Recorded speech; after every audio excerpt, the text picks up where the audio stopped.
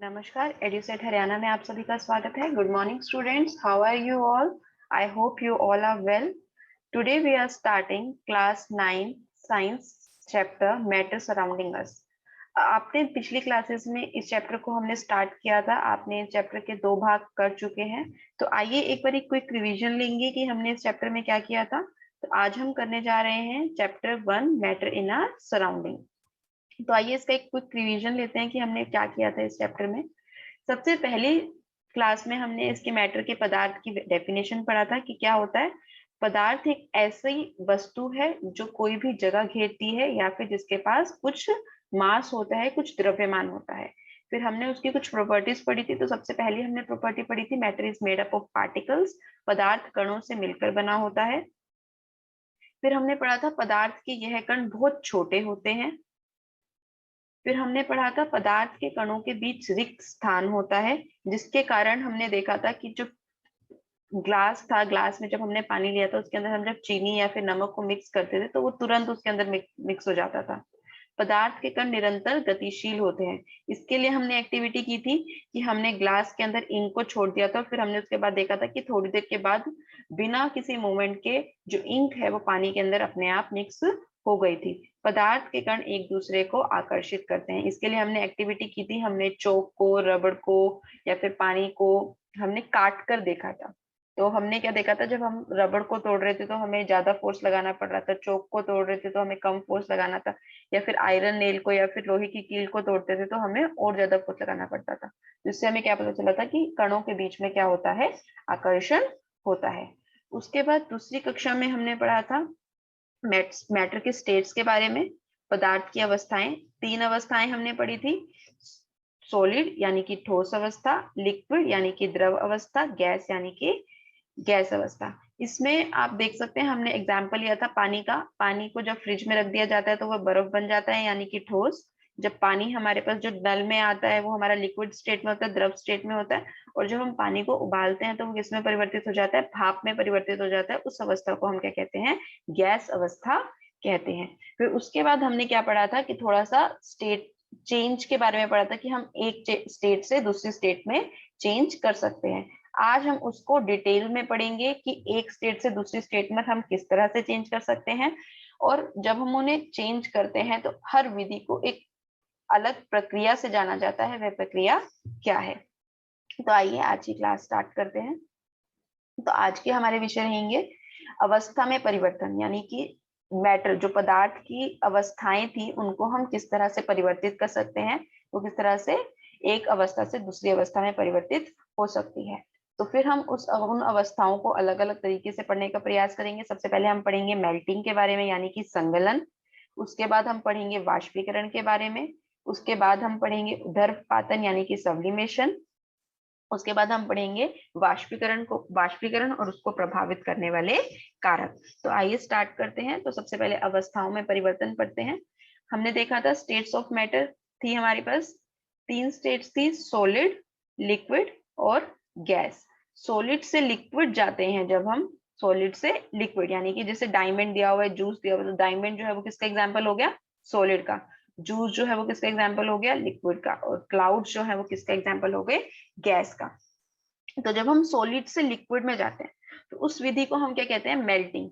हम कहते हैं ना, बर्फ को बाहर रख देते हैं तो वो क्या कहते हैं, पिघल जाती है या फिर मेल्ट हो जाती है। लिक्विड से जब हम गैस में जाते हैं, यानी कि बर्फ को जब हम, सॉरी, जब पानी को हम उबालते हैं, जब पानी को उबालते हैं तो वो क्या हो जाता है, भाप में परिवर्तित हो जाता है। तो उस प्रोसेस को हम क्या कहते हैं, वेपराइजेशन। जब लिक्विड को हम सॉलिड बनाते हैं यानी कि फ्रीजर में रख देते हैं तो वो क्या हो जाता है, फ्रीज हो जाता है। तो उस प्रक्रिया को हम क्या कहते हैं, फ्रीजिंग। या फिर गैस को जब हम लिक्विड में परिवर्तित करते हैं, जैसे सिलेंडर के अंदर हमने देखा ना एलपीजी भरकर आती है, तो वो क्या है हमारा, उस विधि को हम क्या कहते हैं, कंडेंसेशन। तो इन अवस्थाओं को क्या हम परिवर्तित कर सकते हैं? क्या ये एक अवस्था से दूसरी अवस्था में बदला जा सकता है? और अगर बदला जा सकता है तो किस विधि द्वारा बदला जा सकता है? तो आइए देखते हैं। तो हमारे पास क्या है, अवस्थाओं में परिवर्तन किस प्रकार कर सकते हैं। जो ये हमारी अवस्थाएं हैं ये हमारी इंटर कन्वर्टिबल है। इंटर कन्वर्टिबल का मतलब क्या है कि हम इन्हें एक अवस्था से दूसरी अवस्था में लेकर जा सकते हैं, या फिर दूसरी से पहली अवस्था में वापस लेकर आ सकते हैं। तो इन अवस्थाओं को हम किस प्रकार परिवर्तित कर सकते हैं? हमारे पास दो विधि है इनको परिवर्तित करने की। तो पहला है हमारे पास टेम्परेचर यानी कि ताप, और दूसरा है हमारे पास प्रेशर यानी कि दाब, मतलब कि उसके ऊपर बल लगाकर हम किस तरह से परिवर्तित कर सकते हैं, या फिर तापमान, या फिर उसे हीट कर किस तरह से परिवर्तित कर सकते हैं, हीट कर या फिर उसे ठंडा कर। तो हमने अभी पढ़ा था कि हमारे पास तीन स्टेट्स हैं, सॉलिड, लिक्विड एंड गैस, यानी कि ठोस, द्रव और गैस। तो जब हम सॉलिड से लिक्विड जाते हैं तो उस प्रक्रिया को हम क्या कहते हैं? मेल्टिंग या फिर फ्यूजन। और अगर हिंदी में देखें तो उसे क्या कहते हैं? संगलन। इन सभी प्रक्रियाओं के बारे में हम बहुत डिटेल्स में पढ़ेंगे, अभी सिर्फ समझ रहे हैं। और ये जो चार्ट है, ये जो फिगर है, ये बहुत इंपॉर्टेंट है। आप अगर पिछले साल के क्वेश्चन पेपर्स खोल के देखेंगे तो ये से पक्का क्वेश्चन आता ही आता है। लिक्विड को जब हम सॉलिड में परिवर्तित करते हैं तो उसे हम क्या कहते हैं? सॉलिडिफिकेशन, यानी कि जमना, बर्फ को जमा देना। हम ये कहते हैं ना, पानी को जमा दो बर्फ बन जाएगी। अगर हमें लिक्विड से गैस में परिवर्तित करना है तो हमें क्या करना है? उसे भाप बनाना है, वेपर्स बनाना है। तो उस प्रक्रिया को हम क्या कहते हैं? वाष्पीकरण। और जब हम गैस को ठंडा कर फिर से लिक्विड के अंदर परिवर्तित करते हैं, जैसे आपने देखा होगा ना कि जब हम पानी को उबालते हैं और उसके ऊपर प्लेट ढक देते हैं तो प्लेट के ऊपर क्या हो जाता है? पानी इकट्ठा हो जाता है। जैसे ही इस प्लेट को हटाते हैं उसके ऊपर बहुत सारा पानी होता है, तो वो क्या होता है? ठंडा होने के कारण भाप जो है वो किस फिर से परिवर्तित हो जाती है, किसमें? पानी में। तो वो क्या है हमारे पास? उस प्रक्रिया को हम क्या कहते हैं? कंडेंसेशन, यानी कि संघनन। और गैस को सॉलिड में कन्वर्ट करने को, या फिर सॉलिड को गैस में कन्वर्ट करने को हम क्या कहते हैं? उदरपातन। अच्छा, इस सब्लिमेशन से या फिर उदरपातन से याद आया, मैंने आपको लास्ट क्लास में एक क्वेश्चन दिया था, याद है किसी को? क्या क्वेश्चन था? मैंने क्या कहा था कि सॉलिड को हम जब गैस में डायरेक्ट परिवर्तित करते हैं, इसका कोई एग्जाम्पल बता सकते हो? मैंने हिंट भी दिया था साथ में। मैंने कहा था ऐसी चीज जो पूजा में प्रयोग होती है। किस किसने ढूंढा है? जिसने भी ढूंढा है बहुत अच्छी बात है। अपने टीचर्स को जरूर बताना कि आपने इसका आंसर ढूंढा था। इसका आंसर है कपूर। कपूर जलाते हैं ना, जब भी पूजा के लिए जलाया जाता है तो जब भी कपूर को जलाते हैं, पहले वो ठोस अवस्था में होता है, सॉलिड होता है, और जैसे ही हम उसे जलाते हैं हमें उसकी सुगंध आती है बहुत अच्छी, और वो सीधा के सीधा भाप में परिवर्तित हो जाता है, गैस में परिवर्तित नहीं होता। नहीं होता ना। तो जो कपूर है वो सबसे अच्छा उदाहरण हम कह सकते हैं कि वो उदरपातन का है। इसी तरह से हम गैस को भी सॉलिड में परिवर्तित कर सकते हैं। जब उस गैस को हम ठंडा कर देते हैं या फिर उस पे दाब लगाते हैं तो उसके कारण वो क्या होता है? जो गैस है वो अपने आप सॉलिड में परिवर्तित हो जाती है। तो आइए स्टार्ट करते हैं। अगर हम हिंदी में इसी चार्ट को देखें तो हमारे पास क्या है? ठोस, द्रव और गैस। ठोस से जब हम द्रव में जाते हैं तो हम क्या कहते हैं? संगलन। द्रव से ठोस में जाते हैं तो हम क्या कहते हैं? जमना। द्रव से गैस में जाते हैं तो हम क्या कहते हैं? वाष्पीकरण। गैस से द्रव में जाते हैं तो हम क्या कहते हैं? संघनन। ठोस से गैस में जाते हैं तो हम क्या कहते हैं? उदरपातन। गैस से ठोस में जाते हैं तो निक्षेपण। निक्षेपण की जगह बहुत सारी बुक्स में, इवन एनसीईआरटी में भी उदरपातन भी यूज किया है। तो आपको जो कंफर्टेबल लगे, जो याद रहे, आप यूज कर सकते हो। उदरपातन भी कहते हैं और इसे निक्षेपण भी कहते हैं। तो आइए एक एक प्रोसेस को हम डिटेल्स में पढ़ते हैं। तो सबसे पहले आएगा हमारे पास effect of temperature on molecular motion, कि इफेक्ट मॉलिक्यूलर मोशन पर टेम्परेचर का क्या इफेक्ट पड़ता है। हमने क्या पढ़ा था कि जितने भी पदार्थ के अंदर हमारे पास मॉलिक्यूल्स होते हैं वो क्या होते हैं? निरंतर गति करते रहते हैं। जैसे ही हम तापमान बढ़ाएंगे, इसका उदाहरण ले सकते हो, जैसे ही गर्मी होगी रूम्स में तो क्या होगा? तुम सारे क्या करोगे? दूर दूर भागने का प्रयास करोगे। ऐसा तो नहीं होगा ना कि सारे पास पास बैठेंगे। गर्मी होती है तब ये होता है ना कि हम दूर दूर थोड़ा सा बैठे ताकि हमें गर्मी कम लगे।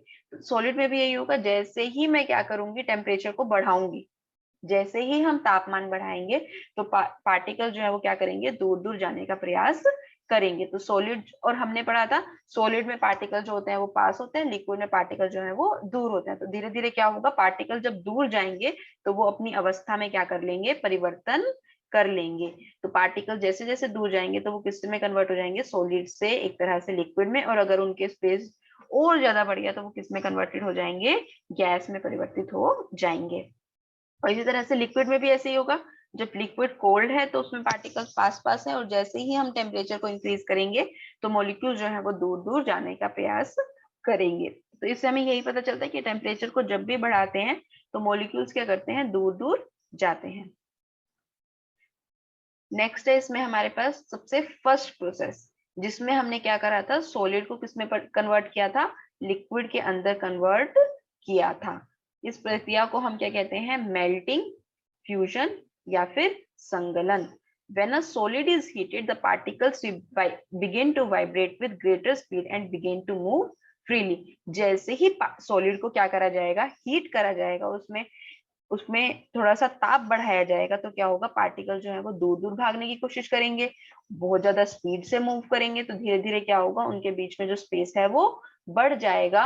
तो एक ऐसा पर्टिकुलर ताप आएगा जिस टेम्परेचर पर जो सॉलिड है वो क्या करेगा, मेल्ट कर कर पिघल कर किस में परिवर्तित हो जाएगा, द्रव में परिवर्तित हो जाएगा। इस विधि को हम क्या कहते हैं, इस गलने की प्रक्रिया को हम क्या कहते हैं, इस प्रक्रिया को हम क्या कहते हैं, फ्यूजन यानी कि संगलन। जिस तापमान पर कोई भी सॉलिड मेल्ट करने की कोशिश करता है उस टेम्परेचर को हम क्या कहते हैं, मेल्टिंग पॉइंट यानी कि गलनांक, जिस पर वो गलना शुरू हो गया। कोई भी सॉलिड जो है, ठोस जो है, जब वो गलना शुरू हो गया, मतलब कि वो द्रव में परिवर्तित होना शुरू हो गया, तो उसे हम क्या कहते हैं, गलनांक। तो जो हमारा आइस है, जो बर्फ है, उसका गलनांक कितना होता है, 0 डिग्री सेल्सियस यानी, और 273 केल्विन, 273 केल्विन। डिग्री सेल्सियस और केल्विन जो है वो हमारे पास दो मापने के, तापमान मापने के स्केल है। जैसे हम उसको लेंथ को माप सकते हैं, मीटर में माप सकते हैं, सेंटीमीटर को माप सकते हैं, ये आपने छोटी क्लासेस में बहुत अच्छे से पढ़ा है। अभी हम इसके एग्जाम्पल्स भी करेंगे डिटेल्स में। तो फिर आता है हमारे पास latent heat of fusion. Latent heat of fusion क्या होता है कि जितनी हीट मुझे, जितना ताप मुझे देना पड़ा किसी भी सॉलिड को लिक्विड में परिवर्तित करने के लिए। सपोज करो मैंने तुम्हें क्या किया, एक बाउल भरकर आइस दे दी। अब उसको कुछ हीट तो देनी पड़ेगी ना, ताकि वो लिक्विड के अंदर कन्वर्ट हो जाए। तो वो जितनी अमाउंट ऑफ हीट मुझे देनी पड़ी वो मेरा क्या है, लेटेंट हीट ऑफ फ्यूजन। तो इसको डिफाइन कैसे किया जाता है, जब 1 किलो ठोस को एटमॉस्फेरिक प्रेशर पे, मतलब कि हमारे नॉर्मल एटमॉस्फेयर में, जब उसे लिक्विड में कन्वर्ट करने के लिए, द्रव में कन्वर्ट करने के लिए जितना मुझे उसे हीट एनर्जी देना पड़ा, वो मेरा क्या कहलाता है, लेटेंट हीट ऑफ फ्यूजन कहलाता है। क्लियर है? आगे बढ़ते हैं। नेक्स्ट इसमें आता है हमारे पास बॉइलिंग। जैसे हमने मेल्टिंग पढ़ा था, सेम एग्जैक्टली बॉइलिंग वही है। जब सॉलिड को हीट करते हैं तो वो लिक्विड में कन्वर्ट हो जाता है, उस प्रोसेस को हम क्या कहते हैं, मेल्टिंग यानी कि संगलन, गलना। जब लिक्विड को हीट किया जाता है तो क्या हो जाता है, वो वेपर में कन्वर्ट हो जाता है यानी कि गैस में परिवर्तित हो जाता है, तो उस प्रोसेस को हम क्या कहते हैं, वाष्पीकरण यानी कि बॉइलिंग। जब भी किसी लिक्विड को हीट किया जाता है तो पार्टिकल जो है वो क्या करना शुरू करेंगे, फास्टर मूव करना शुरू करेंगे, और एक टेम्परेचर ऐसा आएगा जिस टेम्परेचर पर जो हमारा द्रव है वो क्या करना शुरू करेगा, उबलना शुरू करेगा, और वो धीरे धीरे भाप में परिवर्तित हो जाएगा। तो जब लिक्विड हमारा किस में परिवर्तित हो जाएगा, भाप में परिवर्तित हो जाएगा। जिस टेम्परेचर पर लिक्विड बॉईल करना स्टार्ट करता है, उबलना स्टार्ट करता है, उस टेम्परेचर को हम क्या कहते हैं, बॉइलिंग पॉइंट यानी कि क्वथनांक। ऐसा टेम्परेचर जिसके ऊपर लिक्विड जो है वो गलना शुरू हो जाता है, लिक्विड जो है वो भाप बनना शुरू हो जाता है।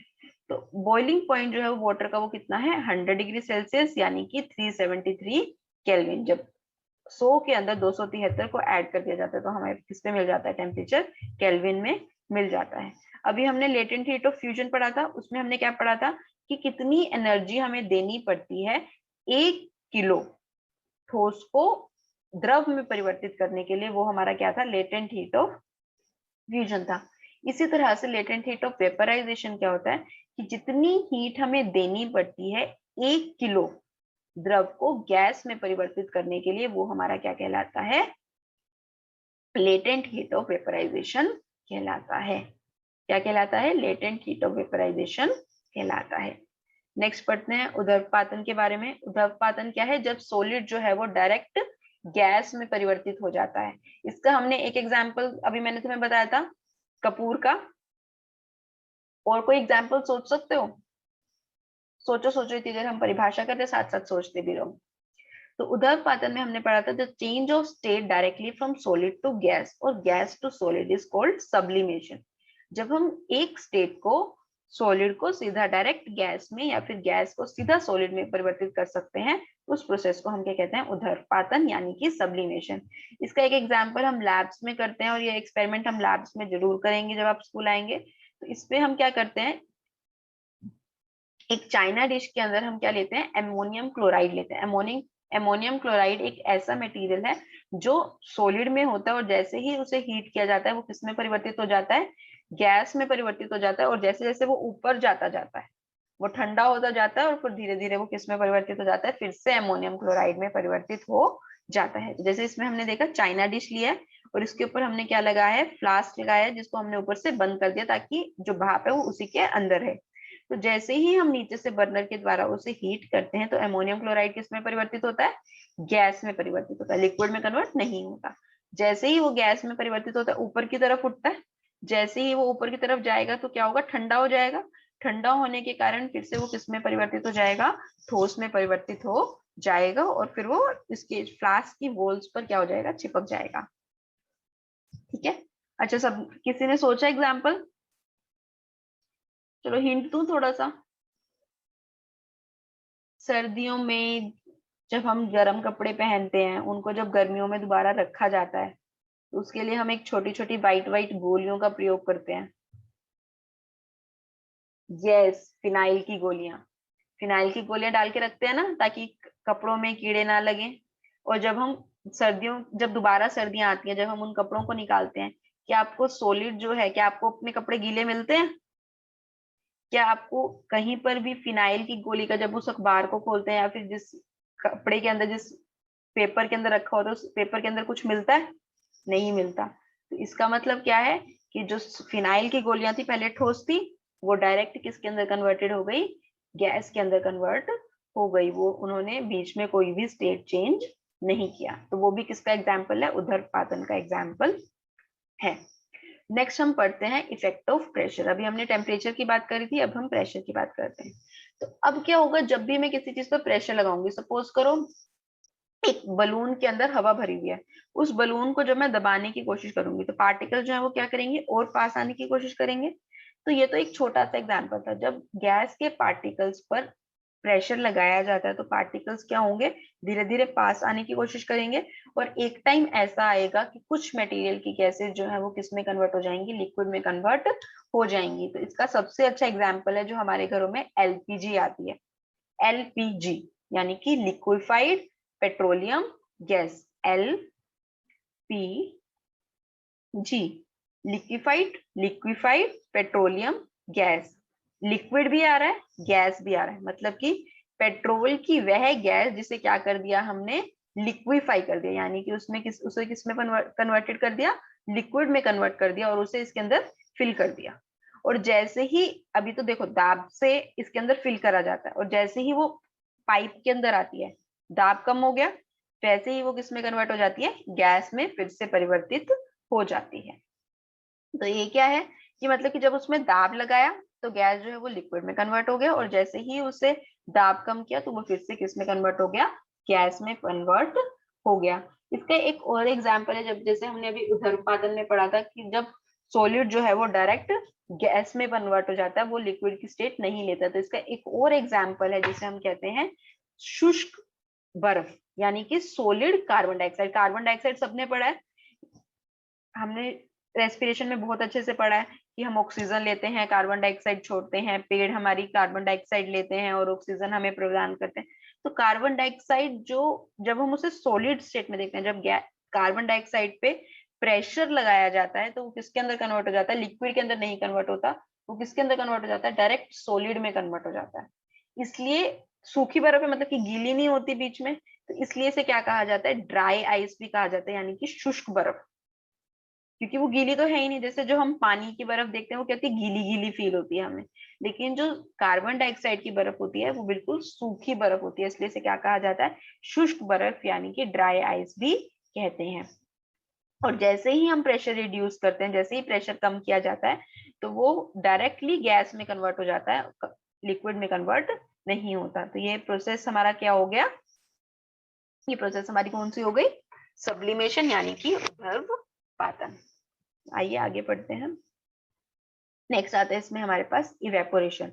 अभी हमें आपको ध्यान होगा कि हमने अभी बॉइलिंग की बात करी थी, उससे भी हमने वाष्पीकरण कहा था। नेक्स्ट हम बात कर रहे हैं इवेपोरेशन, इसे भी हम क्या कह रहे हैं, वाष्पीकरण कह रहे हैं। दोनों चीजें एक ही हैं, दोनों में क्या हो रहा है, लिक्विड जो है वो किस में कन्वर्ट हो रहा है, वेपर में कन्वर्ट हो रहा है। लेकिन हमने अभी जब बॉइलिंग की बात करी तो हमने कहा था कि बॉइलिंग किस पर होती है, बॉइलिंग पॉइंट पर होती है, मतलब एक टेम्परेचर पर होती है। जैसे अगर मुझे पानी को गैस में परिवर्तित करना है, भाप में परिवर्तित करना है, तो मुझे उसे 100 डिग्री सेल्सियस पर बॉइल करना पड़ेगा।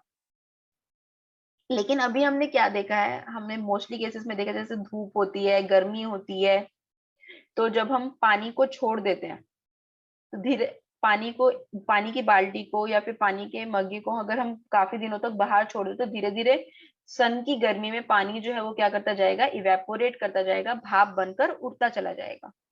तो बॉइलिंग टेम्परेचर नहीं आया उसका, मतलब कि वो 100 डिग्री सेल्सियस पर नहीं पहुंचा, लेकिन फिर भी पानी जो है वो किस में परिवर्तित हो गया, भाप में परिवर्तित हो गया। तो इस फिनोमेना को हम क्या कहते हैं, इवेपोरेशन यानी कि वाष्पीकरण कहते हैं। The change of liquid into vapour at any temperature below it's boiling point. मतलब कि 100 डिग्री सेल्सियस पर बॉईल करने की जरूरत नहीं है मुझे पानी को, उसको भाप बनाने के लिए। धीरे धीरे क्या होगा कि वो सरफेस पर पार्टिकल्स में इतनी एनर्जी आ जाएगी कि वो अपने आप दूर चले जाएंगे। हमने पढ़ा था ना कि मॉलिक्यूल्स हैं, तो मॉलिक्यूल्स दूर चले जाएंगे तो वो गैस में परिवर्तित हो जाएंगे। तो इसमें यही हो रहा है कि जैसे ही जो सरफेस पर, जैसे मैंने सपोज करो एक बाउल के अंदर पानी रखकर धूप में रख दिया, तो धूप में क्या होगा, जो ऊपर वाले पार्टिकल होंगे उनके अंदर इतनी एनर्जी आ जाएगी कि वो दूर चले जाएंगे और किसमें परिवर्तित हो जाएंगे, भाप में कन्वर्टेड हो जाएंगे। तो इवेपोरेशन जो है वो एक हमारा सरफेस फिनोमेना है। सरफेस फिनोमेना क्या है कि जो हमारे सरफेस पर डिपेंड करते हैं। सपोज करो अगर मैं ग्लास में रख रही हूँ या फिर किसी कटोरे में रख रही हूँ, तो कटोरे में जो वाष्पीकरण है वो ज्यादा होगा, क्योंकि उसमें उसको क्या है, एरिया ज्यादा मिल गया। लेकिन जो ग्लास है उसके अंदर उसको क्या है, एरिया कम मिल रहा है, तो इसके कारण वो भाप नहीं बन पाएगा। तो क्या होता है, जो हमारे सरफेस पे पार्टिकल होते हैं, यानी कि जो ऊपर की तरफ पार्टिकल होते हैं, वो इतनी एनर्जी गेन कर लेते हैं कि वो लिक्विड की जो अट्रैक्शन थी, फोर्स ऑफ अट्रैक्शन थी, उसको छोड़कर बाहर निकल जाते हैं। तो इसमें देख सकते हो, जैसे इस प्रक्रिया में दिखाया गया हमें कि पार्टिकल्स हैं, पार्टिकल्स के पास इतनी एनर्जी आ गई कि वो क्या करते हैं, भाप बनकर उड़ जाते हैं। तो अब देखते हैं कि वाष्पीकरण किन किन फैक्टर्स पर डिपेंड करता है। जो हमारा वाष्पीकरण का प्रभावित करने वाले कारक हैं वो कौन कौन से हैं हमारे, वो है हमारे सरफेस एरिया यानी कि आयतन, टेम्परेचर यानी कि ताप, ह्यूमिडिटी यानी कि आर्द्रता, विंड स्पीड यानी कि वायु की गति। तो सबसे पहले अगर मैं, अभी हमने एग्जांपल लिया, अगर मैं ग्लास में पानी रखूं या फिर बाउल में पानी रखूं, तो कौन सा सबसे पहले ठंडा होगा, बाउल वाला। तो इसी तरह से इवेपोरेशन भी किसका सबसे ज्यादा होगा, बाउल वाले का। तो जैसे ही हम सरफेस एरिया को इंक्रीज करते हैं, जैसे ही हम उसके सरफेस एरिया को इंक्रीज करते हैं, तो इवेपोरेशन का रेट जो है वो बढ़ जाता है, यानी कि वाष्पीकरण का जो दर है वो बढ़ जाती है। तापमान का प्रभाव क्या होगा, ये तो हमें पता ही है। जैसे ही मैं तापमान को इंक्रीज करूंगी, जैसे ही मैं तापमान को बढ़ाऊंगी, क्या होगा, धीरे धीरे पार्टिकल जो है वो दूर दूर भागेंगे। अगर वो दूर दूर भागेंगे तो जो रेट ऑफ इवेपोरेशन है वो भी बढ़ जाएगा। अब आर्द्रता का क्या प्रभाव है, आर्द्रता का प्रभाव हम समझ सकते हैं। आर्द्रता यानी कि जब हमारे आसपास, हमारे वातावरण के अंदर पानी के कण बहुत ज्यादा है, तो जैसे ही पानी के कण ज्यादा होंगे तो इवेपोरेशन जो है वो क्या हो जाएगा, हमारा कम हो जाएगा।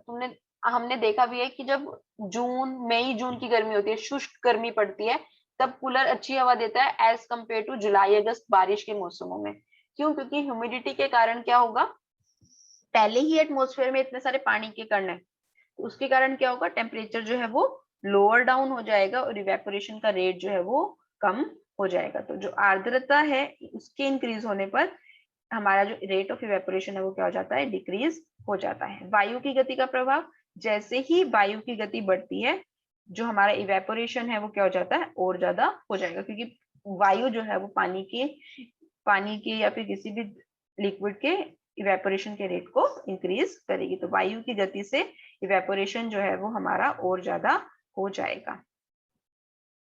तो इसमें यही है, जो सरफेस पर पार्टिकल्स हैं जिनके अंदर इतनी सारी एनर्जी आ गई वो इवेपोरेट कर जाएंगे, जो मीडियम एनर्जी वाले हैं वो फिर से वापस चले जाएंगे, और जो लोअर एनर्जी वाले हैं वो तो कभी सरफेस पर पहुंच ही नहीं पाएंगे। तो पहले जो पार्टिकल्स इवेपोरेट कर जाएंगे, फिर जो मीडियम वाले हैं वो इवेपोरेट करेंगे, जो लोअर एनर्जी वाले हैं क्या पता वो कभी इवेपोरेट ना ही कर पाए, वो हमेशा लिक्विड ही रह जाए। तो इवेपोरेशन जो है वो अब कूलिंग कैसे करती है, क्योंकि इवेपोरेशन का सबसे ज्यादा जो इफेक्ट है, जो हमें जो बेनिफिट है वो है उसका कूलिंग में। कूलिंग कैसे करती है, अब क्या होगा, जैसे ही लिक्विड इवेपोरेट करता है, कोई भी द्रव जो है वो भाप में परिवर्तित होता है, वो क्या करता है, सराउंडिंग से अपने आसपास से हीट लेता है। जैसे ही वो अपने हीट ले लेगा तो वहां पर क्या होगा, हीट ले ली तो वहां पर क्या हो जाएगा, कोल्ड हो जाएगा, ठंडा हो जाएगा। तो धीरे धीरे जैसे जैसे लिक्विड जो है वो इवेपोरेट करने के लिए हीट लेता है और आसपास की जगह को क्या कर देता है, ठंडा कर देता है। तो पार्टिकल जो है वो क्या करते हैं, लिक्विड के हीट एब्जॉर्ब करते हैं सराउंडिंग से और क्या करते हैं, भाप बनकर उड़ जाते हैं, और हमारे आसपास का जो वातावरण है वो क्या हो जाता है, ठंडा हो जाता है। आपने देखा होगा गर्मियों के दिनों में हम क्या करते हैं, आसपास अपने घरों के आसपास या फिर छत पर, सड़क पर पानी छिड़क देते हैं। वो इसलिए करते हैं क्योंकि गर्मियों के दिनों में क्या होता है, धरती जो है वो क्या हो जाती है, गर्म हो जाती है, फिर आसपास की हवा जो है वो गर्म हो जाती है। तो जैसे ही हम पानी डालते हैं तो पानी क्या करेगा, जो भी सराउंडिंग में हीट है वो एब्जॉर्ब करेगा, क्योंकि उसे तो भाप बनना है, उसके अंदर इतनी एनर्जी आएगी। तो जब वो भाप बनेगा तो जो हमारा हॉट सरफेस है वो धीरे धीरे क्या हो जाएगा, कूल हो जाएगा। तो जो हमारे पास क्या है, ये हमारा एग्जाम्पल हो गया कि वाष्पीकरण के कारण शीतलता किस प्रकार होती है। इसके 2-3 क्वेश्चंस हैं जो बहुत इंपॉर्टेंट है, बहुत बार क्वेश्चन पेपर्स में भी पूछे जाते हैं, आपके सेट के एग्जाम्स होंगे उसमें भी बहुत बार पूछे जाएंगे।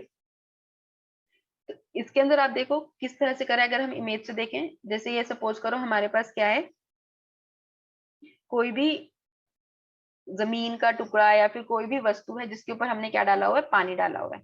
तो जैसे ही गर्म हवा आएगी, ये पानी जो है, इसके अंदर जो पानी है वो क्या करेगा, भाप बनकर उड़ेगा, और जो हवा है यहाँ से क्या हो जाएगी, ठंडी हो जाएगी। सपोज करो मैंने क्या कर रखा है, पर्दा टांग रखा है, उस पर्दे के ऊपर मैंने क्या करा, गर्मियों में पानी छिड़क दिया।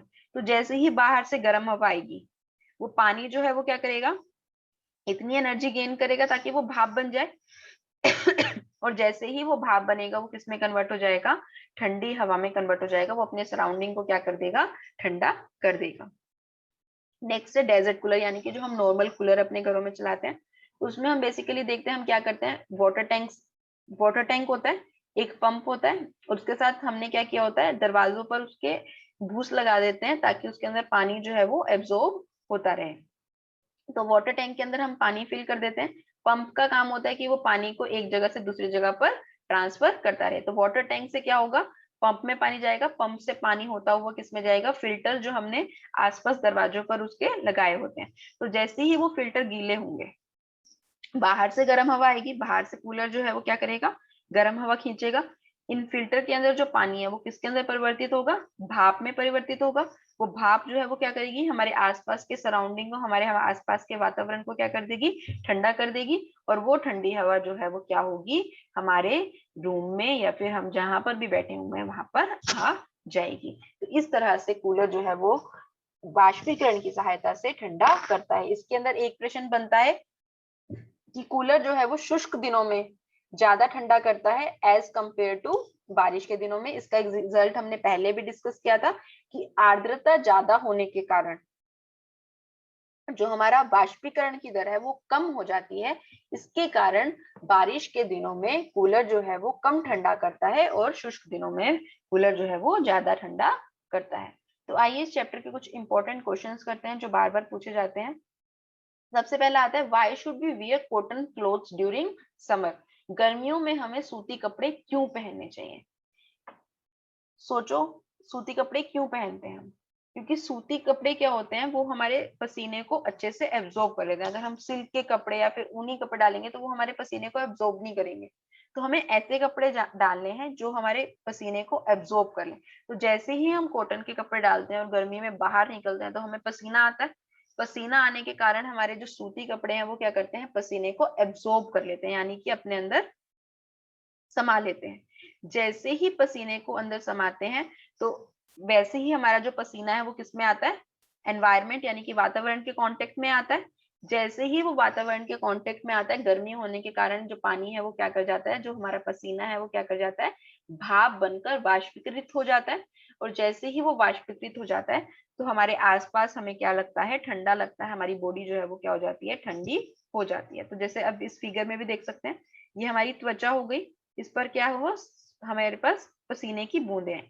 तो कॉटन क्लॉथ ने क्या करा, जो हमारा सूती कपड़ा है उसने क्या करा, इस पसीने की बूंदों को क्या कर लिया, एब्जॉर्ब कर लिया, यानी कि अपने अंदर समा लिया। धीरे धीरे क्या होगा, जो पानी हमारी पसीने की बूंदें थी वो क्या हो जाएंगी, ऊपर आ जाएंगी। तो ये हमारा एब्जॉर्ब पसीना हो गया। और जब हम गर्मी में बाहर निकलेंगे तो वो धीरे धीरे क्या होगा, भाप बनकर उड़ेगा और हमें क्या फील होगा, ठंडक जो है वो फील होगी, हमें कूल फील होगा। इसका एक इससे रिलेटेड एक और क्वेश्चन बनता है हमारे पास कि हमें देखा होगा जब भी हम बर्फ के अंदर, यानी कि ग्लास के अंदर पानी और बर्फ दोनों चीजें रख देते हैं, धीरे धीरे क्या होगा कि उस ग्लास के ऊपर, या फिर ठंडा पानी रख देते हैं तो उस ग्लास के ऊपर क्या होता है, पानी की हमें बूंदें नजर आती हैं। तो इसके इसके जैसे इस फिगर में भी आप देख सकते हो। तो ऐसा क्यों होता है, अब देखो जब ग्लास के अंदर पानी है वो क्या करेगा, बर्फ है या फिर पानी है, वो क्या करेगा, धीरे धीरे टेम्परेचर उसका क्या होना शुरू होगा, हाई होना शुरू कर दिया। मतलब बर्फ जो है वो क्या करनी शुरू करेगी, मेल्ट करनी शुरू करेगी, और जो पानी है रखा हुआ उसके अंदर वो क्या करेगा, ठंडा होने की कोशिश करेगा। अब आसपास की जो हवा है वो क्या है, गर्म है। जैसे ही वो उसके कांटेक्ट में आएगी, हमने क्या पढ़ा था, पानी गैस जो है जब भी वो कांटेक्ट में आती है किसी लो टेम्परेचर के, तो वो किस में परिवर्तित हो जाती है, पानी में परिवर्तित हो जाती है। जो आसपास की गर्म हवा है वो क्या होगी, जब भी ग्लास के कांटेक्ट में आएगी तो वो किस में परिवर्तित हो जाएगी, वाटर ड्रॉपलेट्स में कन्वर्ट हो जाएगी। तो क्या होगा, जो हमारी वाटर वेपर है एयर के अंदर, जब भी वो ग्लास के वॉल में कांटेक्ट में आएंगे, यानी कि ग्लास की सतह से कांटेक्ट में आएंगे, तो इसका टेम्परेचर तो कम है, इसके टेम्परेचर कम होने की वजह से क्या होगा, जो ये वेपर है वो किस में कन्वर्ट हो जाएंगे, वाटर ड्रॉपलेट्स में कन्वर्ट हो जाएंगे, और वो हमें ग्लास पर दिखाई देंगे। ये क्वेश्चन बहुत इंपॉर्टेंट है, बहुत बार पूछा जाता है कि शुष्क गर्मी में कूलर ज्यादा ठंडा क्यों करता है, हमें सूती कपड़े क्यों पहनने चाहिए, या फिर इस पे बर्फीले जल से भरे ग्लास की सतह पर जल की बूंदें क्यों नजर आती हैं।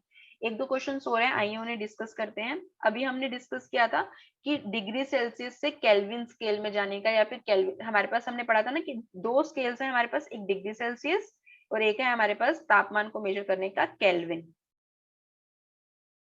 ठीक है, इन दोनों स्केल्स में इंटर कन्वर्ट करने का मतलब कि अगर तुम्हें डिग्री सेल्सियस में दिया हुआ है उसे केल्विन में कन्वर्ट करने के लिए, और केल्विन में अगर टेम्परेचर दिया हुआ है उसे डिग्री सेल्सियस में कन्वर्ट करने के लिए क्वेश्चन पक्का से पक्का आता ही आता है, 2 नंबर का या फिर 1 नंबर का टिक मार्क के लिए भी आ सकता है। तो अब देखो सबसे पहले इसको याद करने का तरीका क्या है। जब भी हम, सबसे पहले तो हमें ये समझना है कि सेल्सियस से केल्विन या फिर केल्विन से सेल्सियस में जाना है तो हमें 273 का खेल है, यानी कि 273। 273 या तो ऐड करना है या फिर सब्ट्रैक्ट करना है। अब पेपर में हमें क्या कंफ्यूजन होती है कि हमें डिग्री सेल्सियस से केल्विन में जाना था तो सब्ट्रैक्ट करना है या ऐड करना है। हम इसी कंफ्यूजन में रह जाते हैं और हमारा क्वेश्चन जो है वो गलत हो जाता है। एक आधा फ्रेंड से पूछते हैं, वो कुछ कंफ्यूज कर देता है तो हम क्या हो जाते हैं, कंफ्यूज हो जाते हैं। अब इसको याद करने की मैं आपको एक सिंपल सी ट्रिक बता रही हूँ। मुझे ये बताओ, जब हम इंग्लिश अल्फाबेट्स पढ़ते हैं तो सी पहले आता है या के? सी पहले आता है और के किस में आता है, बाद में। तो अगर मुझे सी से के में जाना है तो मुझे क्या करना है, आगे की तरफ बढ़ना है, बढ़ना है। तो जब मुझे सी से के में जाना है तो मुझे क्या करना है, जमा करना है ना। सी से के जाना है तो मुझे क्या करना है, जमा करना है। और अगर मुझे के से सी जाना है तो मुझे पीछे की तरफ जाना है। और जब मुझे कभी पीछे की तरफ जाना होता है तो मुझे क्या करना पड़ता है, घटा करना पड़ता है, यानी कि कम करना पड़ता है। तो C से K जाने के लिए बढ़ाना है, K से C जाने के लिए कम करना है।